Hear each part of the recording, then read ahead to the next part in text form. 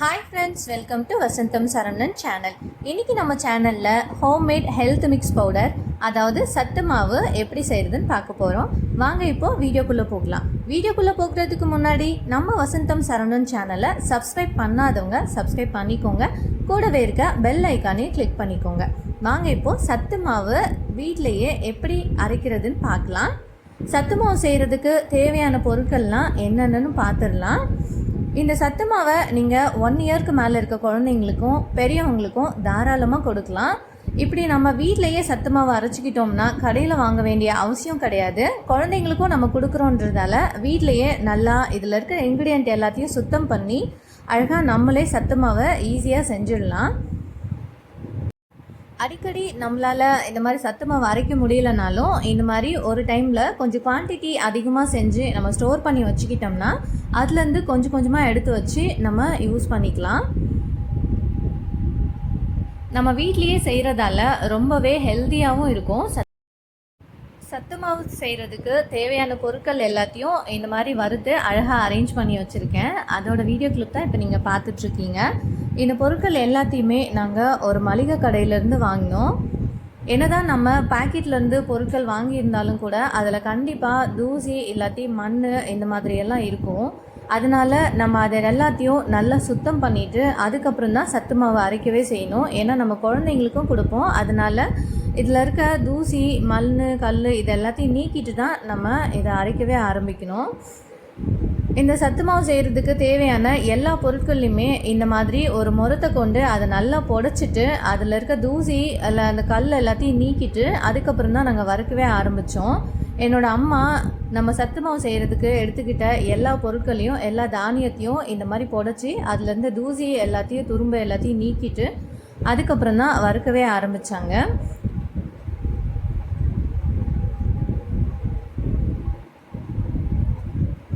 இப்போது சத்து மாவு செய்கிறதுக்கு தேவையான பொருட்கள்லாம் என்னென்னு பார்த்துடலாம்.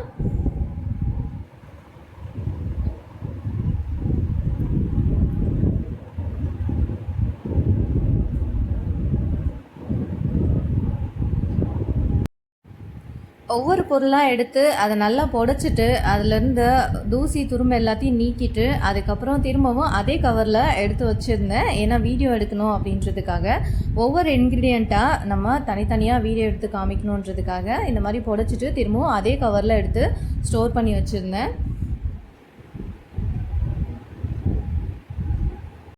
இப்போ நாம் எடுத்திருக்க தானியத்தோட அளவுகள் எல்லாத்தையுமே அழகாக டெஸ்கிரிப்ஷனில் கொடுக்குறேன். அதை பார்த்து இதோட குவான்டிட்டியெல்லாம் எவ்வளோ எடுத்திருக்கோன்றதை தெரிஞ்சுக்கோங்க. இப்போ வாங்க சத்து மாவு செய்கிறதுக்கு தேவையான பொருட்கள்லாம் என்னென்ன எவ்வளோ குவான்டிட்டி தேவைன்னு பார்க்கலாம். ஃபர்ஸ்ட்டு முழு உளுந்து எடுத்துக்கிறேன். 1/4 கிலோ அளவுக்கு முழு உளுந்து எடுத்துக்கிறேன். அடுத்ததாக சம்பா கோதுமை 1/4 கிலோ அளவுக்கு எடுத்துக்கிறோம். கோதுமையில் நிறைய டைப் ஆஃப் கோதுமை இருக்கும். அதில் நம்ம கடையில் சத்து மாவு அரைக்கிறதுக்குன்னு சொல்லி சம்பா கோதுமைன்னு சொல்லி கேட்டு வாங்கிக்கணும். எல்லா கோதுமையும் நம்ம யூஸ் பண்ணக்கூடாது. இதுதான் ரொம்ப சத்தானது. அடுத்ததாக கேழ்வரகு, இது எல்லாமே நாட்டு கேழ்வரகு. அந்த கேழ்வரகு எடுத்துக்கிறோம். 1/4 கிலோ அளவுக்கு கேழ்வரகு எடுத்துக்கிறேன். அடுத்ததாக நாட்டு சோளம்னு சொல்லுவாங்க, வெள்ளை கலரில் இருக்கும். இந்த நாட்டு சோளம் ஒரு 1/4 கிலோ அளவுக்கு நாட்டு சோளம் எடுத்துக்கிறேன். அடுத்ததாக நாட்டு கம்பு. கண்டிப்பாக கம்புலேயும் நிறைய டைப் ஆஃப் கம்பு இருக்குங்க. நார்மலாக கடையில் இருக்கிற கம்பு பார்த்திங்கன்னா கொஞ்சம் பெரிய சைஸ் இருக்கும். அதை யூஸ் பண்ணக்கூடாது. நாட்டு கம்புன்னு கேட்டு வாங்கிக்கோங்க. நாட்டு கம்பு தான் நம்ம இந்த மாதிரி சத்து மாவு அரைக்கிறதுக்கு யூஸ் பண்ணணும். நாட்டு கம்பு 1/4 கிலோ. அடுத்ததாக 1/4 கிலோ அளவுக்கு பாசிப்பயிறு, முழு பாசிப்பயிறு இருக்கும் இல்லையா, அதை எடுத்துக்கிறோம். 1/4 கிலோ அளவுக்கு பாசிப்பயிறு. அடுத்ததாக மக்காச்சோளம் ஒரு 1/4 கிலோ அளவுக்கு எடுத்துக்கிறோம். இந்த கார்னெல்லாம் எடுப்பாங்க இல்லையா, அந்த மக்காச்சோளத்தை இதுக்கு யூஸ் பண்ணிக்கிறோம். ஆல்ரெடி நாட்டு சோளம் ஒரு 1/4 கிலோ, இந்த மாதிரி இருக்க மக்காச்சோளம் ஒரு 1/4 கிலோ அளவுக்கு எடுத்துக்கிறோம். அவ்வளோதான். அதுக்கும் அடுத்ததாக முந்திரி பருப்பு ஒரு 150 கிராம் எடுத்துக்கிறோம். முழு முந்திரி பருப்பு இருக்கும், அந்த மாதிரி கொஞ்சம் பெரிய சைஸில் இருக்க மாதிரி ஒரு 150 கிராம் அளவுக்கு முந்திரி பருப்பு எடுத்துக்கிறோம்.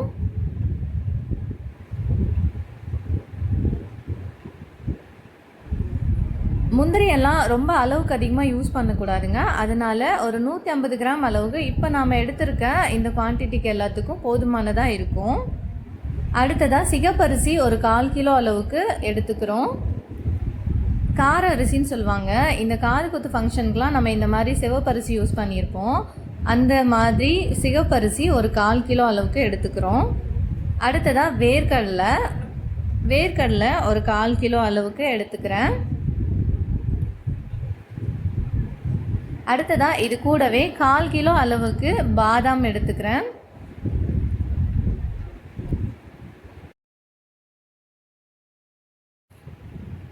அடுத்ததாக பார்லி அரிசி ஒரு 100 கிராம் அளவுக்கு எடுத்துக்கிறேன். பார்லி அரிசிலாம் ஒரு 100 கிராம் அளவுக்கு இருந்தாலே போதுமானதாக இருக்கும். ஸோ 100 கிராம் அளவுக்கு பார்லி அரிசி எடுத்துக்கிறேன். அடுத்ததாக ஏலக்காய் எடுத்துக்கிறேன். ஏலக்காய் ஒரு 50 கிராம் அளவுக்கு இருந்தால் போதுமானதாக இருக்கும்.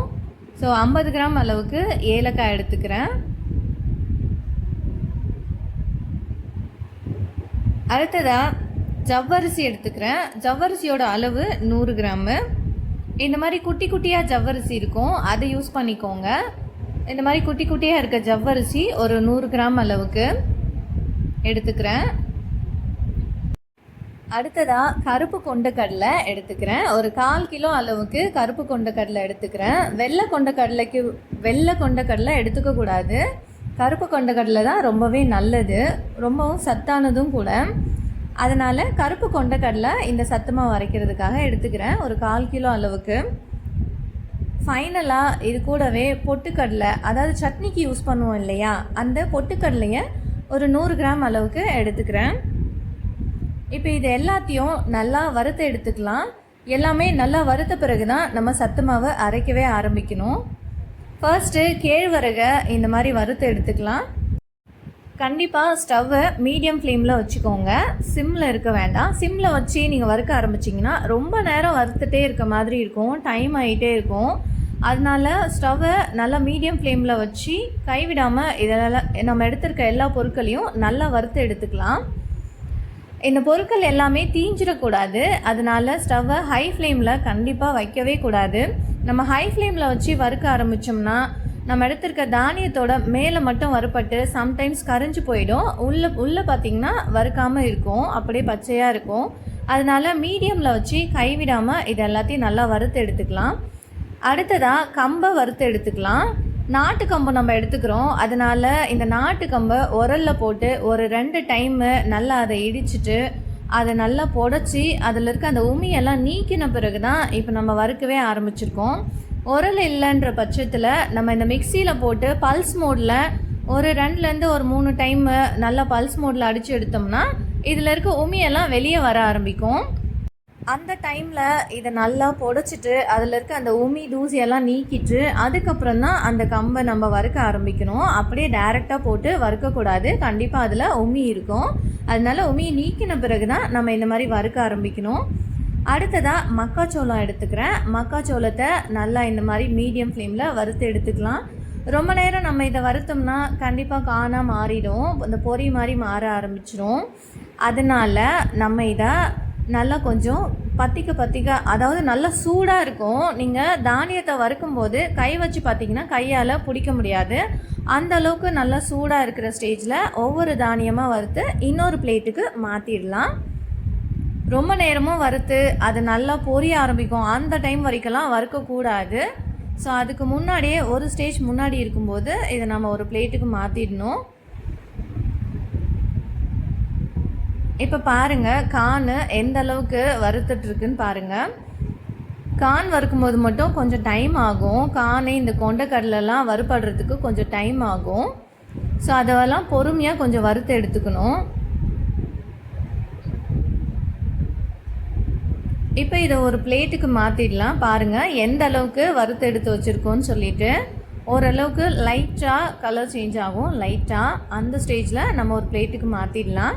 அடுத்ததாக சிகப்பரிசியை வறுத்து எடுத்துக்கலாம். சிகப்பரிசி வறுக்கும்போது கண்டிப்பாக ரொம்ப நேரம் வறுக்கணும்னு அவசியம் கிடையாது. அதாவது அரிசி நம்ம இதில் சேர்த்துருக்க எல்லா அரிசியுமே வறுக்கும்போது ஒரு கொஞ்சம் நேரம் வறுத்தாலே போதுமானதாக இருக்கும்.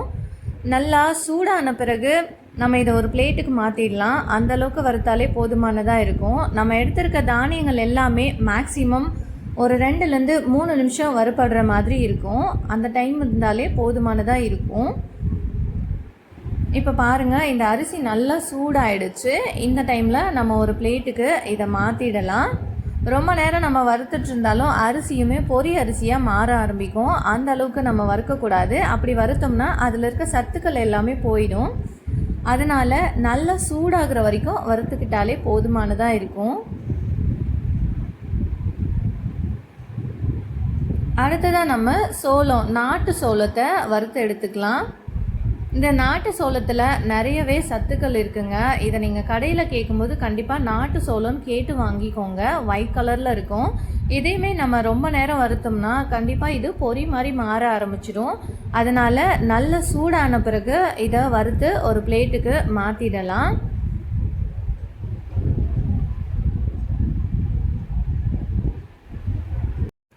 ஒவ்வொரு பொருட்களும் வறுத்த பிறகு தனியாக ஒரு பிளேட்டுக்கு மாற்றிட்டு அதை நல்லாவே ஆற விட்டுடணும்.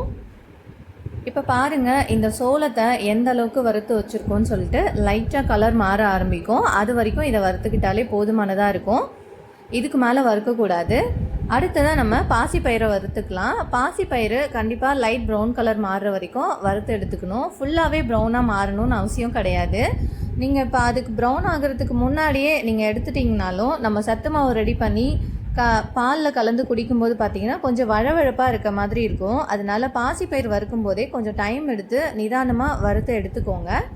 லைட் ப்ரௌன் கலர் மாற ஆரம்பிக்கும். அந்த ஸ்டேஜ் வர வரைக்கும் இந்த பாசிப்பயிரை நல்லா வறுத்து எடுத்துக்கலாம். கண்டிப்பாக முழு பாசிப்பயிறு தான் இந்த சத்து மாவு அரைக்கிறதுக்கு யூஸ் பண்ணணும்.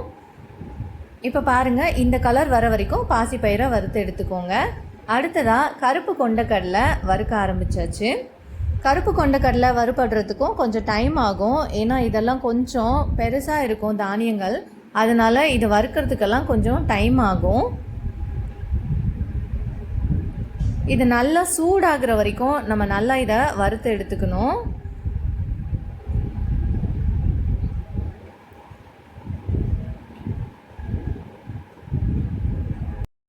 கருப்பு கொண்ட கடலை தான் ரொம்பவே நல்லது வெள்ளை கலரை விடவும். அதனால நம்ம இந்த சத்து மாவுக்கு இந்த கருப்பு கொண்ட கடலை யூஸ் பண்ணியிருக்கோம். இப்போ பாருங்கள், இந்த அளவுக்கு கலர் மாறுற வரைக்கும் நம்ம இதை நல்லா வறுத்து எடுத்துக்கணும். அடுத்ததாக சம்பா கோதுமையை வறுத்து எடுத்துக்கலாம். கோதுமையில் நிறைய டைப்ஸ் இருக்குங்க. அதனால இந்த சத்து மாவுக்குன்னு கேட்கும்போது கண்டிப்பாக சம்பா கோதுமை கொடுங்கன்னு சொல்லி கேட்டு வாங்கிக்கணும். அதுதான் ரொம்பவே சத்தானது. குழந்தைங்களுக்கும் தாராளமாக கொடுக்கலாம். அதனால சம்பா கோதுமைன்னு சொல்லி கேட்டு வாங்கிக்கோங்க. இந்த அளவுக்கு லைட் ப்ரௌன் ஆகிற வரைக்கும் கோதுமையை நல்லா வறுத்து எடுத்துக்கணும். அடுத்ததாக முழு உளுந்து இருக்கு இல்லையா, அந்த முழு உளுந்தையும் நல்லா வறுத்து எடுத்துக்கலாம். உளுத்தங்கஞ்சி கூட குழந்தைங்களுக்கு கொடுப்பாங்க. அதுக்கு பதிலாக நம்ம இந்த மாதிரி சத்து மாவோட சேர்த்து அரைச்சி கொடுத்துக்கலாம். ரொம்பவே ஹெல்த்தியானது.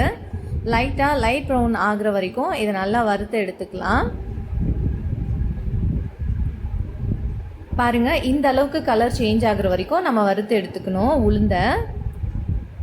அடுத்ததாக பார்லி அரிசி ரொம்ப நேரம் வறுக்கணும்னு அவசியம் கிடையாது. ஒரு நிமிஷம் வறுத்தாலே போதுமானதாக இருக்கும்.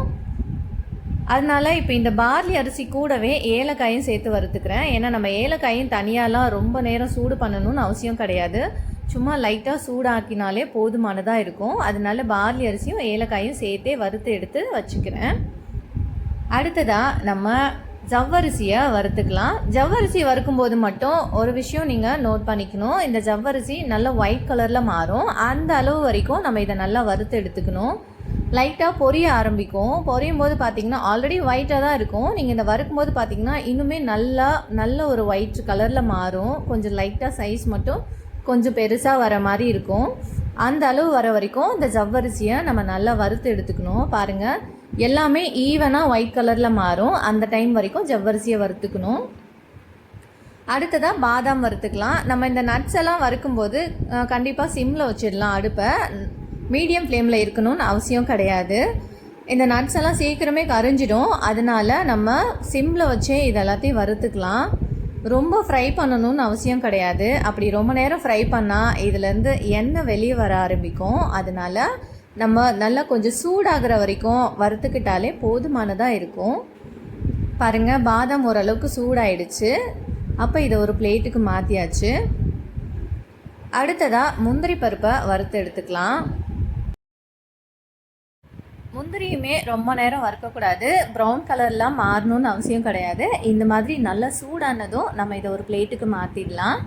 அடுத்ததாக உடச்ச கடலை, அந்த உடச்ச கடலை அதாவது பொட்டுக்கடலை, அந்த பொட்டுக்கடலையை இந்த மாதிரி நல்லா வறுத்து எடுத்துக்கலாம். பொட்டுக்கடலைக்கும் அடுப்பு சிம்மில் இருந்தாலே போதுமானதாக இருக்கும். அடுத்ததாக வேர்க்கடலையை வறுத்துக்கலாம். வேர்க்கடலை வறுக்கும்போது மட்டும் வேர்க்கடலையில் இருக்க அந்த தோல் வந்து தானாக உறிஞ்சி வரும். அந்த அளவுக்கு வரைக்கும் நம்ம இதை நல்லா ஃப்ரை பண்ணி எடுத்துக்கணும். ஸோ கொஞ்சம் பொறுமையாக இருந்து இந்த வேர்க்கடலையை வறுத்து எடுத்துக்கலாம், இல்லைன்னா சட்டுன்னு தீஞ்சு போயிடும். அதில் இருக்க அந்த தோல் வந்து ரிமூவ் ஆகும். அந்த அளவு வந்து இதுக்கு பர்ஃபெக்டான அளவு. இப்போ நம்ம இந்த வேர்க்கடலையை நல்லா ஆற விட்டுட்டு இதில் இருக்க அந்த தோல் எல்லாத்தையும் நீக்கிட்டு தான் சத்து மாவோட சேர்த்து அரைப்போம். அப்படியே சேர்த்து அரைக்கக்கூடாது. இப்போ பாருங்கள், நம்ம வறுத்து எடுத்து வச்சுருக்கிற எல்லா பொருட்களையும் அழகாக அரேஞ்ச் பண்ணி வச்சுருக்கேன். இது எல்லாமே சூடாகவே இருக்குது. இதோட சூடெல்லாம் ஆறுனது பிறகு தான் நம்ம இதை மில்லில் கொடுத்து அரைக்கவே ஆரம்பிக்கணும். அதுக்கு முன்னாடி சும்மா ஒரு அரேஞ்ச்மெண்ட்காக இந்த மாதிரி வறுத்து எடுத்து வச்சுருக்கேன். வேர்க்கடலையை கண்டிப்பாக அதில் இருக்க தோல் எல்லாம் நீக்கிட்ட பிறகு தான் நம்ம இது கூட சேர்த்து சத்து மாவில் சேர்த்து அரைக்க ஆரம்பிச்சிருக்கணும். இப்போ நான் சும்மா வீடியோக்காக அதை அப்படியே எடுத்து வச்சுருக்கேன்.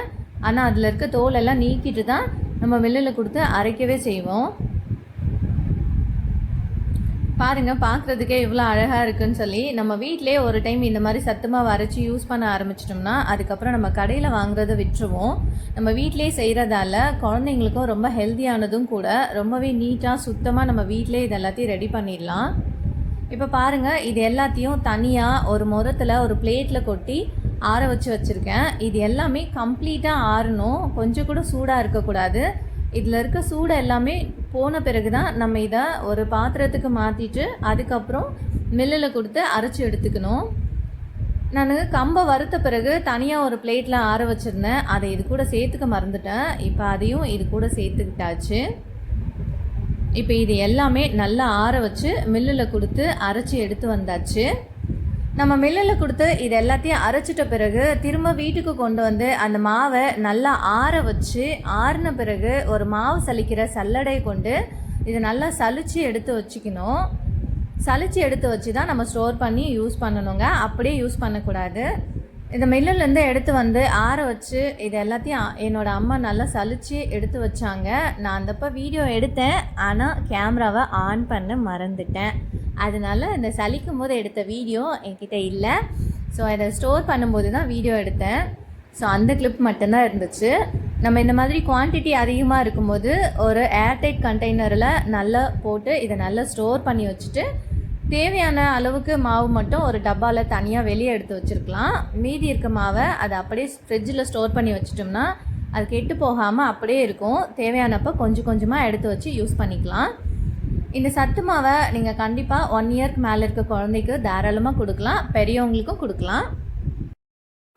நான் என்னோடய பையனுக்கு 1 இயர்க்கு அப்புறம் இந்த சத்து மாவை கொடுக்க ஆரம்பித்தேன். இந்த சத்து மாவு யூஸ் பண்ணி நம்ம நிறைய ஸ்நாக்ஸ் செய்யலாம், கேக் செய்யலாம். அதெல்லாம் அடுத்த வீடியோவில் கண்டிப்பாக அப்லோட் பண்ணுறேன். அடிக்கடி இந்த மாதிரி சத்து மாவு ரெடி பண்ண முடியாதவங்க கொஞ்சம் குவான்டிட்டி அதிகமாக செஞ்சு நம்ம ஸ்டோர் பண்ணி வச்சுக்கிட்டோம்னா தேவையான அப்போல்லாம் எடுத்து வச்சு நம்ம யூஸ் பண்ணிக்கலாம். நீங்களும் இதே மெத்தடில் உங்கள் வீட்டில் இந்த ஹெல்த் மிக்ஸ் பவுடரை ரெடி பண்ணி பாருங்கள். கண்டிப்பாக இதோட டேஸ்ட்டு உங்களுக்கு ரொம்பவே பிடிக்கும்.